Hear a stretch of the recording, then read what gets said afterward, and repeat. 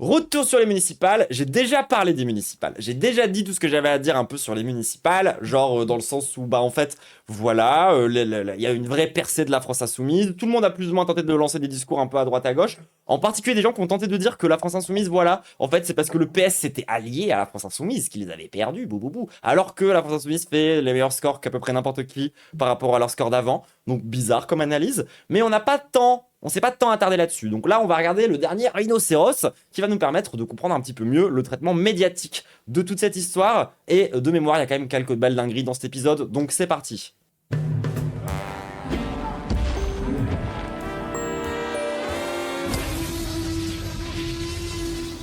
Bonjour, bienvenue dans Rhinocéros. Aujourd'hui, on va faire le bilan des municipales. Il s'est passé plein de trucs et évidemment, nos journalistes politiques préférés ont produit beaucoup de commentaires. Les élections municipales, c'est Moi aussi, je fais du commentaire. compliqué. Il y a plein de villes, plein de configurations et évidemment, à la fin, les partis veulent mettre en avant leur victoire et minimiser les défaites. C'est pour ça qu'on a besoin de tous ces commentateurs, ces politologues, ces sondeurs, ces éditorialistes. Parce que sinon, nous, on comprend rien, nous, on est cons, nous. Sauf que le dimanche 15 mars, au soir du premier tour, ils étaient un peu perdus, nos experts. La France insoumise s'en était très bien sortie et ça, c'était pas du tout prévu. On a tellement dit sur les plateaux que LFI paierait les outrances de Jean-Luc Mélenchon. C'était un classique, un lieu commun de tous les commentateurs. Si on regarde les résultats ce soir, Des commentateurs télé. c'est faux. Oui, c'est un vrai succès. Caramba, encore raté. Eh oui, tous ces gens nous avaient expliqué pendant des semaines que la France insoumise était un parti antisémite, un parti violent, un parti complètement disqualifié. Et il y a des gens qui ont quand même voté pour ça. C'est incompréhensible pour Benjamin Duhamel, en tout cas, qui a amorcé, et c'est assez rare pour être souligné, un début de remise en question. Brice, est-ce que ça veut dire qu'on s'est collectivement peut-être trompé ou qu'on n'a pas vu qu'il y avait un décalage entre les sujets médiatiques à l'échelle nationale, les polémiques autour de Lyon, les soupçons d'antisémitisme et ce qui était en train de se passer sur le terrain? Et si ça se trouve, les gens sont pas passifs face au discours Si ça se trouve, ils sont pas complètement cons, je leur suis pas de dire, regardez, c'est des nazis, quand c'est pas des nazis. Parce que bon, en l'occurrence, il y a des nazis quand même. médiatiques. Si ça se trouve, même il y en a qui trouvent pas ça crédible quand on nous explique que Mélenchon, c'est Hitler. Ah bah, c'est quasiment Hitler. Il a des Voilà, rappelons-nous du mec qui disait quand même à la télévision ou à la radio, je sais plus, que si jamais il y avait un maire LFI à Roubaix, il allait dresser le drapeau du Hamas. Genre, peut-être que c'est pas pour rien que les gens arrêtent de vous écouter à force de dire des grosses conneries comme ça, hein. milices violentes, il est antisémite, oui, c'est quasiment Hitler. Et en fait, tout ce qu'on reprochait à l'extrême droite avant, maintenant, c'est mis sur le dos de la France insoumise. En fait, c'est ça votre problème, c'est que vous savez pas doser. Voilà. Hein. Et c'est pour ça qu'à la Après, on a un peu le même problème sur Internet, ça, j'avoue. fin, les gens, ils vous prennent plus au sérieux, et c'est dommage. Et les gens, ça peut même leur donner envie d'aller voter juste pour vous emmerder, juste pour soutenir la FI qui s'en prend plein la gueule, ou pour faire mentir vos prévisions. C'est sans doute ce qui s'est passé au premier tour où, il faut le dire, la France insoumise a bel et bien fait une percée. Bah, c'est vrai que, même si t'es un peu apolitique, gaze, un peu bébête, mais que t'es contre l'establishment, bah, aujourd'hui, le parti pour lequel faut voter, c'est la France insoumise. Genre, le parti que le pouvoir médiatique, que tous les pouvoirs disponibles en France aujourd'hui, combat, c'est la France insoumise. Pour le coup, c'est pas tant genre le RN. Aujourd'hui, le RN, ils sont invités, ils parlent avec des patrons, il y a littéralement Donald Trump et Poutine qui les soutient, enfin, tu sais, genre ça va. On a probablement minimisé ou pas assez vu à quel point elle pouvait percer. On surveillait un certain nombre de villes, on voyait venir du Roubaix, du Saguenay, etc. Mais pas à ce niveau-là, ça c'est incontestable. Les commentateurs ont fini par corriger le tir en cours de route. Pendant toute la semaine qui a suivi le premier tour, ils ont tout fait pour minimiser cette percée. Oui, c'était pas vraiment une percée, en fait. Ils s'étaient fait avoir à cause du récit des Insoumis, et on ne les y reprendra plus.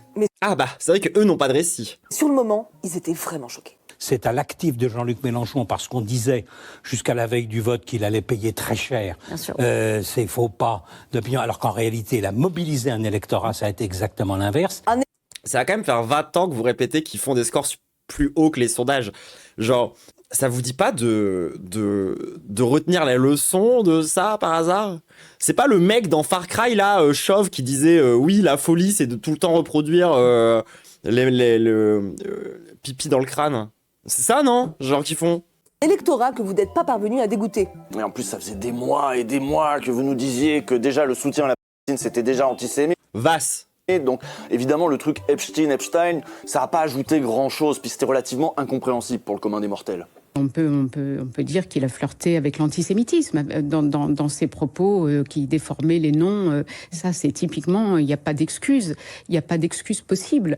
Mais on voit bien ça n'a qu'en pas effet, joué, en tout ça cas, n'a sur, pas joué, sur ça le n'a vote pas des joué électeurs. contre lui. Ce qui s'est passé pendant cette campagne et un certain nombre de sorties de Jean-Luc Mélenchon, eh bien tout cela n'a pas empêché les électeurs de mettre un bulletin insoumis dans l'urne. Ensuite, après avoir constaté, dépité, la percée de la France insoumise, il a fallu s'attaquer à la question des alliances à gauche. Et c'est ça qui a vraiment pris beaucoup de place dans l'entre-deux tours. Et oui, parce que Ah, les c'est là où je socialistes, suis moins normalement, d'accord ils étaient avec d'accord les sur, Mélenchon. Ouais, mais ils sont un peu trop unionistes pour moi. Mélenchon, il est antisémite, il est violent, il a brutalisé le débat public. Normalement, il disait oui à chaque fois à ça. Mais dans tout un tas de villes de France, contraints et forcés par les bons scores des insoumis, ils ont parfois été obligés de faire des alliances. Alors qu'à eux aussi, on leur avait dit de plus faire ça.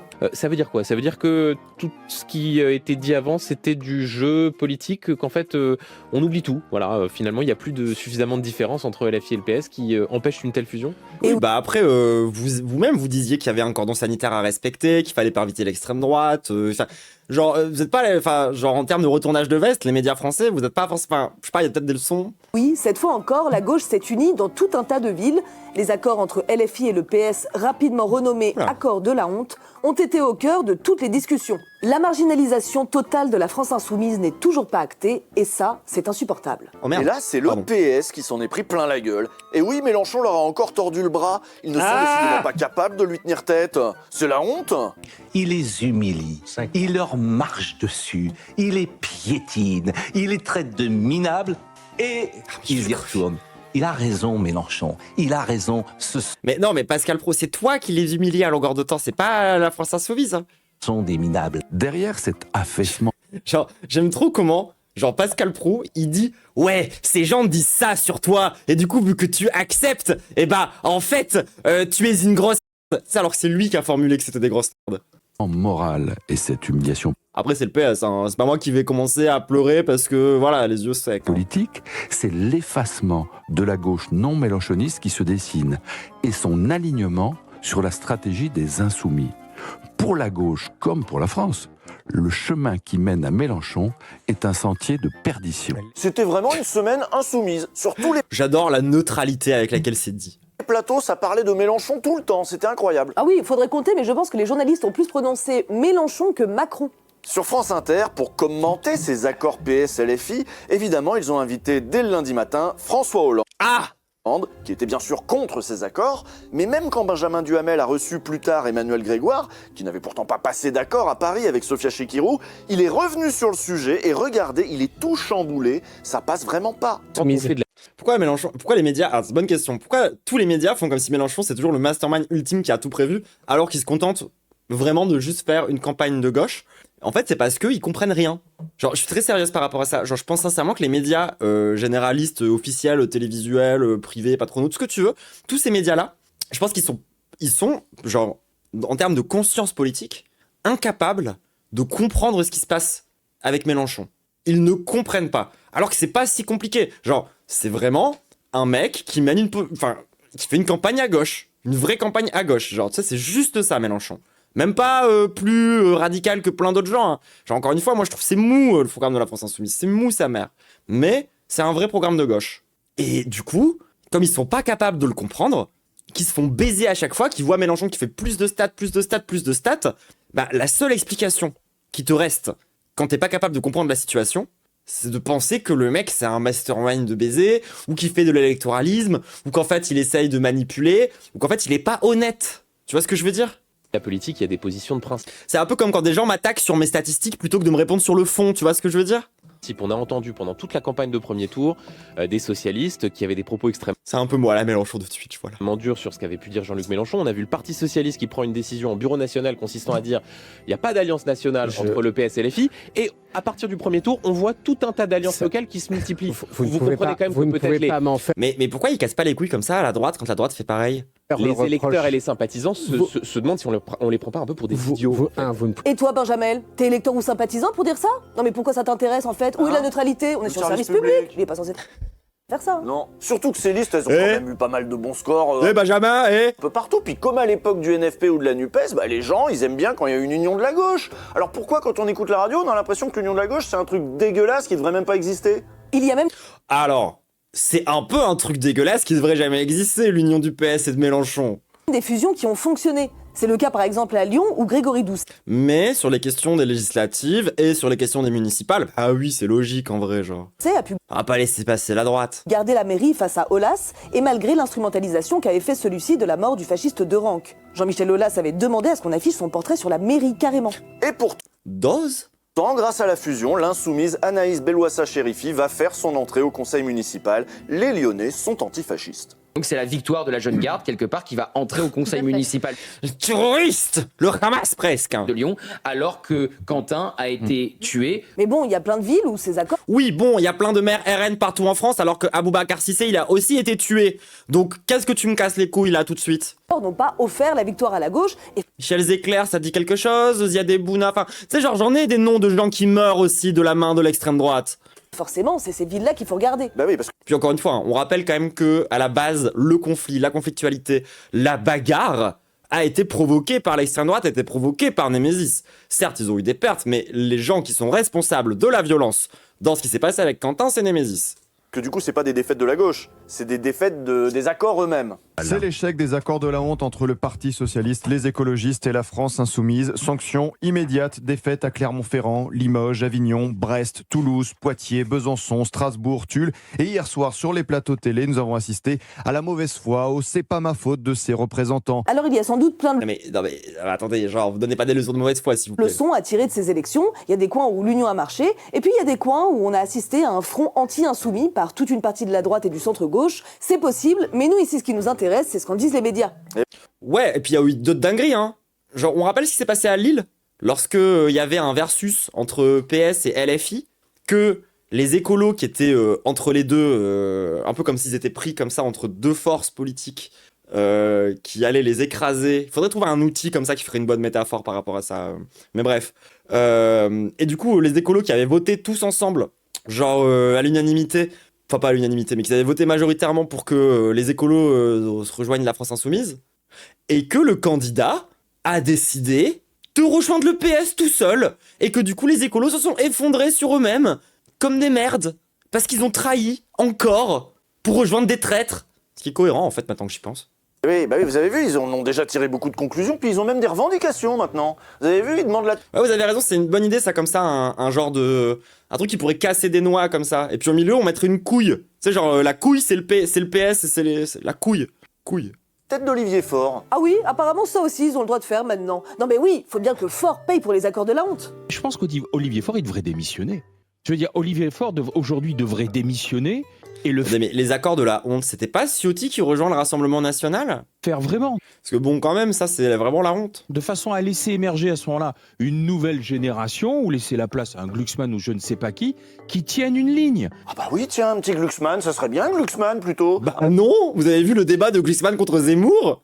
Hein, au moins, il y aurait de la clarté. Vous avez vu que la clarté, ça veut toujours dire acter la division irrémédiable de la gauche. C'est une question de principe, c'est une question de valeur. Le problème, Après moi, gauche divisée pour l'élection présidentielle, oui. De toute façon, quoi qu'il arrive, ils vont se rejoindre au second tour, faut arrêter d'être d'élus sur ça. c'est que maintenant ils savent que Glucksmann, il est un peu nul quoi. Mais je ne vous permets pas, je vous retirerai le drapeau des mains de la République. Ouais. L'Europe est d'abord... Et c'est pour ça que du coup, la démission d'Olivier Faure, ça ce serait de la clarté. Prends un mot, Olivier Elle est bien son imitation. Fort, il peut aujourd'hui être crédible pour cette clarté, Il faut un cap clair. ou alors il a aujourd'hui c'est Elle est aujourd'hui Non mais, monsieur Zemmour, je ne peux pas vous laisser dire ça. demandée avec force, par beaucoup, et par une majorité au Parti Socialiste. Et il est crédible. Elle est demandée avec force, et par beaucoup au Parti Socialiste. Ouh. Et donc, il n'est pas crédible entre Non mais les mots. faites pas ma conclusion. Non, mais vous, comme vous ne faites pas les réponses à la question, j'essaie de... Boris Vallaud est-il en train de lâcher Olivier Faure? Tout ça devient Oh, quelle surprise. passionnant tout à coup, parce que l'enjeu, c'est la clarté, la disqualification définitive et irrémédiable de la France insoumise.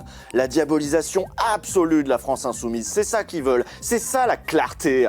Et si Olivier Faure ne veut pas leur offrir ça, alors qu'il dégage. Il n'est pas digne de diriger le PS. C'est un parti qui est menacé de disparition. D'ailleurs, Mais contrairement menacé à- de disparition, vous dites ce soir. Mais bien sûr, mais sauf que Et ça vous fait... Bon, alors, moi je pense que c'est faux. Je pense pas que le PS soit menacé de disparition.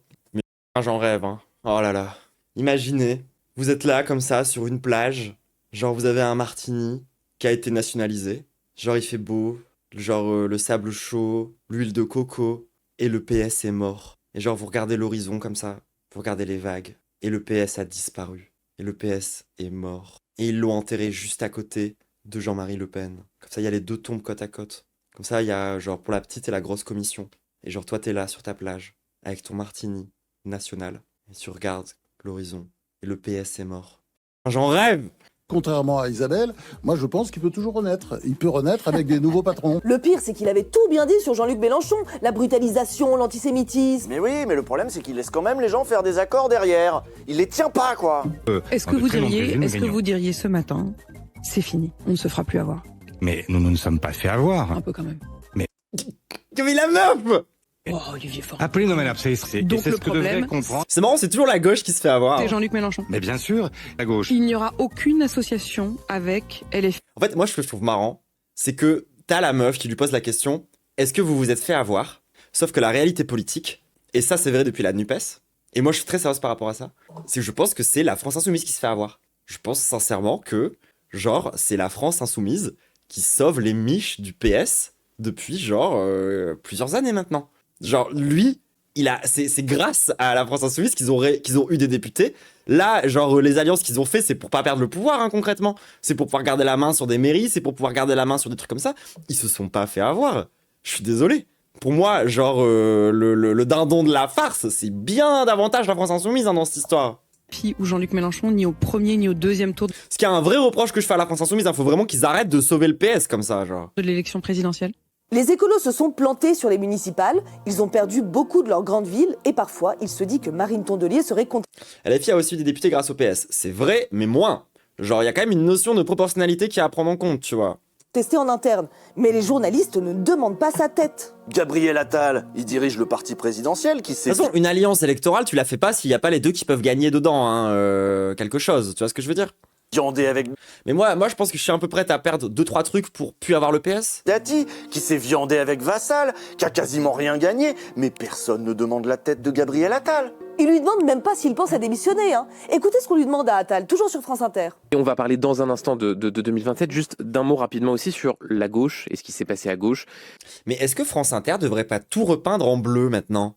Genre, tu sais, ils ont viré tous les humoristes... Ils ont foutu une meuf qui fait de l'humour d'extrême droite à la place, genre très littéralement, hein, une meuf qui s'amuse à faire des jeux de mots où elle arabise les noms de famille des élus de gauche, etc., etc., etc. Genre, la matinale, ça a toujours été un endroit où il y a que des droitards. Est-ce que il faudrait pas repeindre France Inter? Genre, est-ce que maintenant, on pourrait pas acter le fait que c'est bon, c'est un média de droite comme les autres, que genre parce que avant, à l'époque où les droitards étaient à fond sur France Inter, ce qui les dérangeait, c'était une émission. Tout le reste, c'était centre ou centre droit. Vraiment tout le reste. Genre la matinale, c'était le centre, genre les émissions d'histoire, enfin vraiment, genre pas la radio de gauche que les droitards pensaient que c'est. Aujourd'hui, il reste vraiment plus rien de ça encore. Même plus ça, quoi.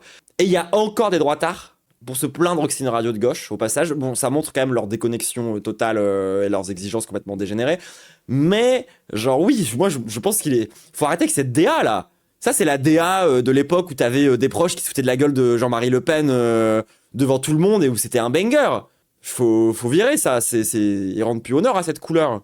Ces alliances qui parfois n'ont pas fonctionné, aussi ce concept de Nouvelle France qui est utilisé par Jean-Luc Mélenchon. Il y a quelques instants, j'interrogeais David Guiraud, le nouveau maire de Roubaix, à ce sujet. Comment est-ce que vous comprenez ça, cette Nouvelle France qui obtient un certain nombre de victoires? Il y a Roubaix, il y a des maires. On notera que le concept de Nouvelle France leur fait plus peur que le concept de grand remplacement. En petite couronne... Ça fonctionne, cette Nouvelle France à laquelle s'adresse Jean-Luc Mélenchon? Bon, moi j'aime pas le concept de Nouvelle France parce qu'en fait elle est déjà là. On va rentrer dans le dur. La Nouvelle France. Genre elle est là depuis très longtemps, cette Nouvelle France. Hein? Juste elle est pas au pouvoir. C'est peut-être ça le problème avec la France Insoumise, c'est peut-être ces histoires de Nouvelle France. Oui, en tout cas, vous allez voir, ça interroge beaucoup les matinaliers de France Inter. Ils ont questionné aussi Mathilde Panot là-dessus. Vous décrochez Roubaix, vous gagnez à La Courneuve, à Vaux-en-Velin, à Creil, à Vénissieux. Effectivement, ça fait un certain nombre de gains. C'est ça la... Il y a Gabriel Attal qui avait lâché la France aux Français. Hein. Vous savez qui c'est qui a inventé la France aux Français? Le concept de France aux Français. Le premier mec qui a parlé de ça, qui a trouvé le slogan et tout. Maurras. Maurras, un des plus gros antisémites de l'histoire de la République. C'est de Maurras.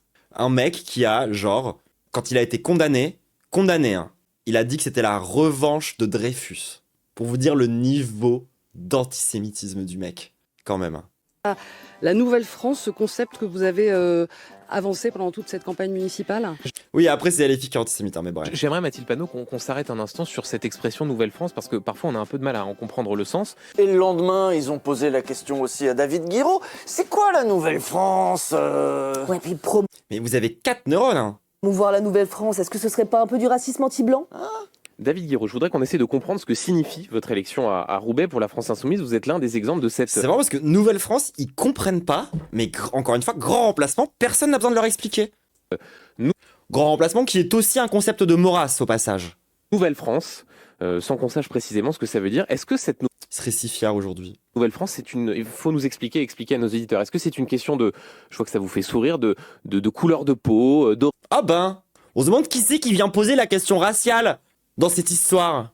Est-ce que c'est le mec qui pose la question ou est-ce que c'est eux? Origine, c'est quoi cette Nouvelle-France? Moi, je comprends pas ce qu'il comprend pas et je crois que ça commence à m'énerver. C'est pas Camus. Ah, j'ai confondu Maurras et Camus, pardon. Oui, il joue au con là un peu. Ouais, parce que... Oui, vous avez probablement raison. Je crois que le remplacement c'était... Oui, autant pour moi. C'est simple, du temps de Jospin, on aurait dit la France black blanc beurre. Voilà, bah maintenant c'est la Nouvelle-France. Ça va au fait? Ça va, on tient le coup. Oui, enfin bon, la France black blanc beurre... L'antiracisme politique, on l'attend encore. Hein.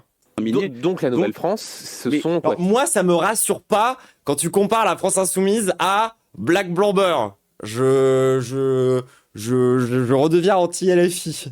Ce sont les Français d'origine étrangère. Oui. Ouais, mais je comprends toujours pas cette Nouvelle-France. J'ai posé la question hier à Mathilde Panot, la présidente des députés Insoumis, en lui citant notamment ce que disait Jean-Luc Mélenchon en meeting quand il parlait des malins tout blancs. Oui, Renaud Camus.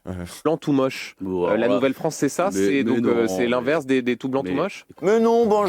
Des tout blancs tout moches, il a dit, mais quoi? Mais Jordan Florentin sort de ce corps. Je savais pas que Benjamin Duhamel avait été engagé par Frontières. Benjamin, t'inquiète pas, toi aussi tu peux être la Nouvelle-France si tu veux, même si t'es tout blanc et tout moche. Le prends pas comme ça. On sent que ça l'angoisse. Ah ouais, l'angoisse, hein. Lors de ces élections, Oh, le coup du... il me tue Benjamin Duhamel, hein, j'ai juré. Tu sais, le mec... Il est là en mode, tu sais, il a peur pour son petit truc, son petit bout de France à lui. Alors que c'est littéralement un fils à papa qui a eu toute sa vie, qui a été genre défini dès la naissance. Il savait très bien ce qu'il allait faire. Genre, il a vraiment né avec une cuillère en argent dans la bouche, une carrière qui avait déjà été compilée, tu vois, par le processeur de la vie pour lui. Tout était déjà prêt, tu vois. Et il a de ces angoisses de merde. C'est fou quand même, hein, d'être autant privilégié et d'avoir autant peur de ça, quoi, quand même. Ça me fascine. Soumise a su créer ou capter la participation et l'engagement politique dans les quartiers populaires, oui. Parfois même en parlant de violences policières ou en s'engageant à lutter contre les discriminations, comme l'a fait David Guiraud à Roubaix. Ça veut dire que des populations, parfois... Moi, quand je l'entends parler du Duhamel, ça me donne juste envie de mettre « Ton vécu est moche. Ta pétasse c'est moche. » Éloignés du vote, on finit par croire que leur vote pouvait avoir un sens. On pourrait s'en réjouir, on devrait s'en réjouir même. Mais c'est pas du tout comme ça qu'a réagi par exemple le sondeur Brice Teinturier sur France 2, qui pourtant reconnaît que la France Insoumise a réussi à mobiliser des catégories abstentionnistes, notamment les jeunes, la jeunesse étudiante, et notamment les quartiers populaires à forte concentration. Waouh, tous les gens qui veulent avoir un avenir votent pour la France Insoumise, mais je tombe de ma chaise! De personnes, d'électeurs issus d'une ascendance maghrébine. Je sais pas à quel moment on a commencé à trouver... Les Arabes! Trouver ça normal de faire des commentaires ethniques sur France 2 comme... Racial même, on peut dire, racial. Comme ça, en toute détente. Ce soir-là, c'était vers 20h. Les Insoumis n'ont pas créé... Ah, pardon, excuse-moi, j'ai confondu les datas. Faf, ça vient de Drummond, qui est le maître à penser de Maurras. Pardon, mea culpa. Je crois qu'en plus, j'ai vu une vidéo sur Drummond il y a pas longtemps qui en parlait, et c'est de là que genre j'ai toujours ma data, et je pense que je me suis un peu planté. Et une adhésion au vote ou à la République dans des quartiers ou des villes en déshérence, ils ont excité une clientèle d'Arabes avec de l'antisémitisme, car c'est bien connu, il y a que ça qui leur plaît aux Arabes. Oui, alors que, je veux dire, dans l'histoire, les Blancs, on a toujours été les grands alliés des Juifs, non? Genre, pendant la peste noire, par exemple, jamais on aurait brûlé des Juifs parce qu'on a dit que c'était la faute de leur faute s'il y avait la peste, surtout en France, genre jamais on a eu, je sais pas moi, un soldat juif qui a été accusé à tort de haute trahison par un journal nationaliste et ça a provoqué le clivage entier d'un pays sur une affaire d'antisémitisme. Jamais ce serait arrivé en France, enfin, genre, puis même les blancs en règle générale, genre, c'est bien connu que aucun blanc n'a jamais tenté de génocider les juifs. C'est ça, non? L'histoire. C'est ça qu'on a appris à l'école, il me semble. C'est bien ça, non, la conclusion? Non? Non? Et cet antisémitisme parle précisément à une partie d'une population qui se reconnaît dans ces diatribes contre les États-Unis, etc. Quelque part. Et en même temps, je suis désolé, mais genre, il n'y a pas besoin d'être un arabe pour détester les États-Unis. Il suffit de ne pas aimer les racistes et les génocidaires. Et il s'avère que bon, entre et les États-Unis, c'est difficile de savoir lequel, score le mieux dans ces histoires-là. Enfin, genre, il suffit juste d'être un tout petit peu, mais alors vraiment un tout petit peu humaniste. Ah, ces populations, c'était quand même mieux quand elles votaient pas, quand elles laissaient le jeu politique. Mais oui, en plus, elle a raison. Elle a raison. Là, ils sont en train de se plaindre qu'il y a des abstentionnistes qui votent. Et c'est les mêmes gens qui passent leur temps à faire de grandes leçons républicaines sur le fait que des gens sont morts pour que vous ayez le droit de voter. D'accord? Il faut leur rendre honnête. Mais dès que c'est des Arabes, là, ça les dérange. Genre en mode quoi? Des Arabes et des Noirs qui veulent avoir genre de l'agentivité politique dans notre pays, dans la France éternelle et blanche, bien évidemment. Parce que c'est ça en fait que tu dis. Que genre, que tu dis pas, mais que tu dis concrètement quand tu dis oh là là, au secours, les Arabes commencent à voter, genre. Se faire sans elles. Oui, c'est mieux quand elles expriment aucune revendication. De toute façon, en plus, leurs revendications, on les connaît, hein. Abat les violences policières ou je ne sais quoi. Tout ça, c'est du communautarisme, si vous me demandez. Et le communautarisme, c'est pas la République. Mais est-ce que ce concept ne peut pas pousser à une forme de communautarisation avec peut-être... Ce qui est marrant parce que genre ils paniquent, mais genre vraiment, mais de tout leur squelette se met à trembler, tu vois, quand il y a des Arabes qui votent. Par contre, quand il y a des anciens abstentionnistes qui votent pour l'extrême droite, il faut les comprendre. C'est pas vraiment leur faute. Genre, en fait... Est-ce que c'est pas encore la faute des Arabes si des gens votent à l'extrême droite, finalement, j'ai envie de dire. Genre, c'est vraiment le discours, c'est fascinant. Hein. Des revendications identitaires selon les origines culturelles, religieuses, est-ce que... Alors qu'à droite, des revendications identitaires, c'est complètement absent. La preuve, le parti qui s'appelait Génération Identitaire, j'imagine que c'est un parti de gauche. Vraiment, les questions identitaires, ce n'est qu'à gauche. C'est pas du tout une obsession de la droite et de l'extrême droite. L'identité française. Il n'est pas là l'écueil. Ça, c'est quand ils le disent de manière polie. Mais dans les médias patronaux, et surtout ceux qui sont proches de l'extrême droite, alors on y va plus franchement. Oh oui.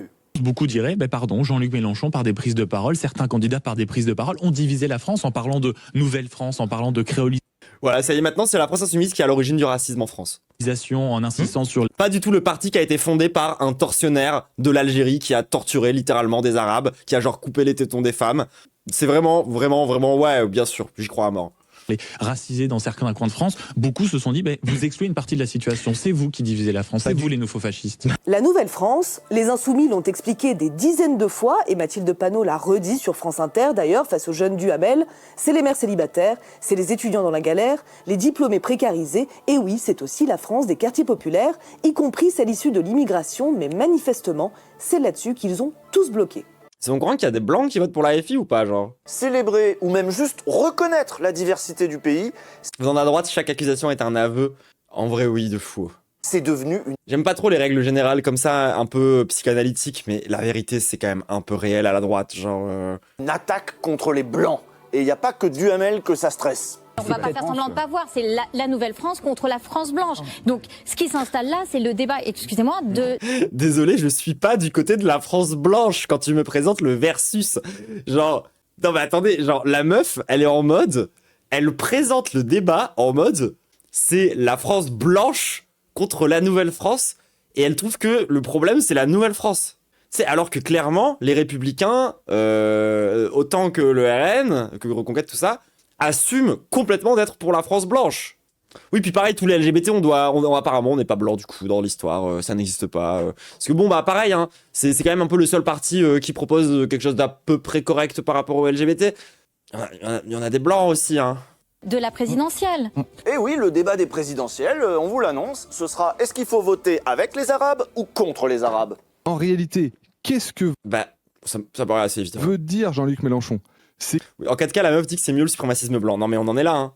qu'il veut faire émerger Comme la Go, là, qui avait dit travail, famille, patrie. une France et des élus qui ne soient pas blancs. Et ça te choque. Et on en est là. Et on pensait avoir fait du chemin depuis Obama et toutes ces histoires. On pensait qu'on était meilleur que les États-Unis. On passe notre temps à se penser meilleur que les États-Unis. Littéralement, hein. On passe notre temps à dire que c'est des débiles qui font que manger des burgers, qui sont super racistes. Et on a encore des débats sur est-ce que c'est normal d'avoir un élu noir. Vraiment, on a des leçons à donner, hein. Ce qu'on a pu constater, c'est qu'à peine annoncé la victoire à Saint-Denis du candidat insoumis Bali Bakayoko, la question raciale est devenue centrale. Quel symbole quand même, Saint-Denis, la ville des rois. Et puis à côté de ça, avoir une capacité... Ça a évolué. Vous avez vu ce sourire entendu? On n'est pas sur CNews, hein, on est sur LCI. Mais ici aussi, on peut faire de petites plaisanteries un peu racistes. Je les déteste. On est entre nous, on pense pas à mal. Mais Bah alors, la ville des rois dirigée par un noir, ça vous choque? Ils sont au courant quand même que c'est les politiques de la France qui ont créé des banlieues dans lesquelles on a parqué les immigrés maghrébins? Que c'était d'ailleurs plutôt des politiques de droite? Ils le savent ou non, vraiment genre... quand même, hein, Saint-Denis, ça fait longtemps que c'est plus la ville des rois, hein, Apolline? Vous avez dit c'est aussi la ville désormais, alors que un de mes confrères vous interrogeait sur la ville des rois, vous disiez c'est aussi la ville des noirs.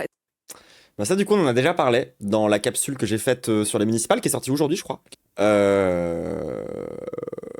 C'est une fake news, genre c'est juste faux.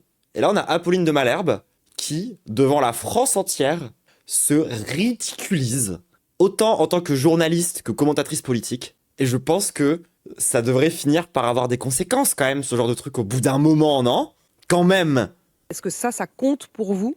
Surtout sur... C'est même pas comme si elle s'était contentée de relayer juste une fake news.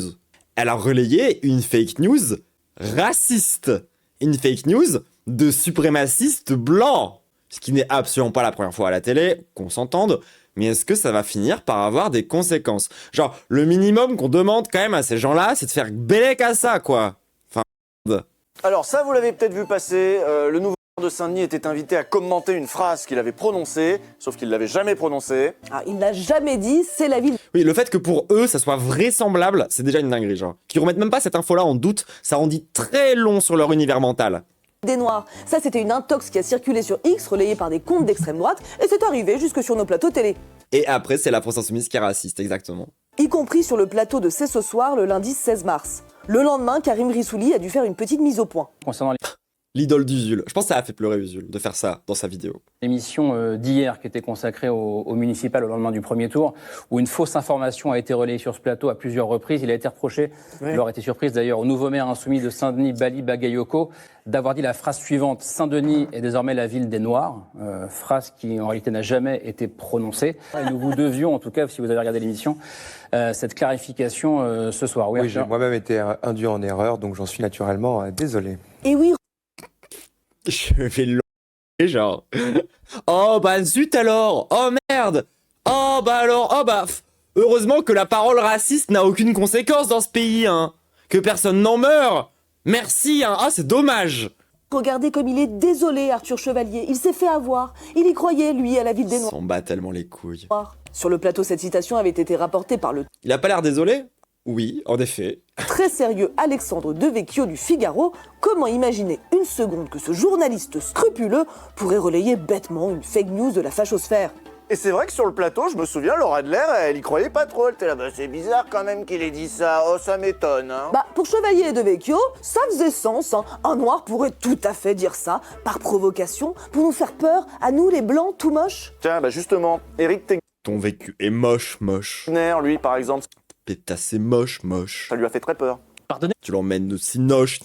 Moi, les populations historiques à Saint-Denis, il y a 70 ans, c'était l'ouvrier blanc qui votait communiste. Donc pour eux, d'une certaine façon, aujourd'hui, l'immigration, cette population immigrée, elle est devenue historique. On est véritablement sur une phase où ils anticipent déjà la phase d'après, c'est-à-dire que commencer à conquérir de nouvelles villes, de nouvelles régions et le pays. Ils vont nous conquérir, Grand place sport, tous ces gens, avec l'aide de... En plus de ça c'est le discours classique de l'extrême droite sur la gauche utilise l'immigration comme un prolétariat de substitution. Ce qui est un discours de merde. Parce que la vraie take à avoir, c'est pourquoi la gauche ne voyait pas les travailleurs immigrés comme du prolétariat jusqu'à maintenant, genre. C'est plus ça qu'il faudrait dire, genre. Enfin, c'est ça le problème qu'on a eu à gauche pendant quand même un sacré bout de temps. Clin d'œil, Georges Marchais, clin d'œil, gros raciste. Peut-être qu'il aurait fallu, genre, ne pas distinguer le prolétariat blanc du prolétariat immigré, en fait. Je sais pas, moi. Ou du moins le distinguer, mais dans ses spécificités, pas juste pour dire qu'il y en a un qui est bien, l'autre qui est mal. Jean-Luc Mélenchon, c'est ça qui est en train de se passer. Et vous savez pourquoi ça se passe comme ça et Jean-Luc Mélenchon il les aide? Bah oui, vous écoutez pas Europe 1 aussi. C'est parce que c'est un avis. Vous avez pas entendu Rodolphe Carr? Il est natif de Tanger, donc au Maroc. Il naît de parents espagnols, italiens. Donc c'est toujours deux choses à avoir en tête. Jean-Luc Mélenchon n'a pas de sang français. Il n'est pas né sur le territoire historique français aussi. Oui, ok, Goebbels, hein, j'ai envie de dire. Genre, c'est genre, littéralement, une analyse raciale. Sur Europe 1, on peut maintenant entendre des choses comme ça. Un proche du GUD qui disserte sur la pureté de la race de Jean-Luc Mélenchon. C'est ouf. C'est insane. Si Isabelle Saporta a raison et que toute la présidentielle risque de ressembler à ça, on est très mal parti. Les petits soldats racistes de Bolloré semblent se multiplier. Il y en a de nouveaux tous les jours. Ils intoxiquent tout le débat public. Et pendant ce temps, Apolline Lamaline balance des fake news. Et même sur le plateau de C'est ce soir, on se retrouve pollué par des saloperies qui auraient dû rester sur le réseau d'Elon Musk. Je me permets une petite proposition pour le service public. Ce serait peut-être bien d'arrêter d'inviter De Vecchio. Il me semble que là, il a merdé. Ça devrait avoir des conséquences. La vraie question, c'est comment on va résister à cette vague. Je suis d'accord. Raciste. Parce qu'on peut résister, c'est ce qu'ont prouvé les victoires insoumises, qui ont au moins le mérite de la clarté sur une question, celle du racisme. Et nous, on aimerait bien que le PS soit aussi clair que les insoumis là-dessus. D'ailleurs, c'est peut-être ça qu'on lui demande de trancher, en fait, au PS. De quel côté il est, quoi. Est-ce qu'il est avec les insoumis, ou est-ce qu'il est définitivement du côté de la bourgeoisie raciste? Il est définitivement du côté de la bourgeoisie raciste depuis plus de 10 ans, Usul! Ouvre les yeux! Mais est-ce que les socialistes savent seulement tenir tête quand ils ont tout le système médiatique contre eux? Non! Pas tellement, hein. Et c'est peut-être ce talent-là que beaucoup d'électrices et d'électeurs, blancs ou non, ont fini par reconnaître aux troupes de Jean-Luc Mélenchon. À dimanche, dans 2 semaines. À dimanche. C'était super, merci pour cet épisode. Je trouve un poil trop unioniste en termes d'angle sur certains trucs où ça continue encore une fois d'espérer le retour délicieux de l'union de la gauche. Et moi ça m'agace un peu. Mais bon, au-delà de ça, sur le fond, franchement, c'était très bien comme vidéo. C'était super. Dinguerie à quand même ce pays. Genre, tu sais, parce que nous, on est une génération de gens qui n'avons plus la télé. Genre, heureusement qu'il y a encore ce genre d'émission pour nous rappeler quand même ce qui se passe là-bas. Genre, moi, en vrai, c'est surtout un des gros intérêts de Rhinocéros, c'est aussi pour ça. Genre, c'est que ça me permet de mieux prendre la température de qu'est-ce qui se dit, genre, dans les médias que je consomme plus, quoi, concrètement. Et c'est vraiment de pire en pire. C'est tellement de pire en pire. Genre là, le coup de l'analyse de la pureté raciale de Mélenchon, je l'avais pas vu venir. Le coup de la France blanche contre la nouvelle France, je suis en mode, mais qu'est-ce qui s'est passé quand même, genre, c'est désolé, hein, c'est quand même insane, hein, ce pays de racistes, genre, on en est vraiment là, hein. Ah, heureusement, en fait, moi, tout ce que je trouve quand même de rassurant là-dedans, c'est que les gens se laissent pas complètement avoir, quoi. Mais bon, en tout cas, on va s'arrêter là pour le react à la vidéo de Usul. C'est un très bon complément de ma propre chronique sur les municipales qui est sortie aujourd'hui, donc ça se trouve genre avec une semaine de décalage. Enfin, on verra quand cette vidéo-là elle sort, mais voilà, prenez ça comme un genre de complément, une espèce de petite prise de température aussi de ce qui se passe à la télé et d'à quel point c'est une catastrophe absolue. Moi, ça continue à me faire dire que nique eux, nique leur stratégie qui de toute façon fonctionne pas tant, et puis va falloir faire campagne, hein. Écoutez les gens, on a plus tant le choix que ça. Mais bon, écoutez, sur ce, moi je vais vous laisser, pour YouTube en tout cas. Gros bisous YouTube. N'hésite pas à lâcher ton meilleur pouce bleu, ton meilleur commentaire, ton meilleur boost. N'hésite pas à me donner de l'argent sur Tipeee, le lien est en description. Tu peux aussi aller voir la vidéo d'origine, le lien est également en description. Tu peux booster la vidéo et venir nous voir tous les soirs. Enfin tous les soirs non, 3 fois par semaine, le mardi, le jeudi et le dimanche en stream. Gros bisous YouTube et à la prochaine.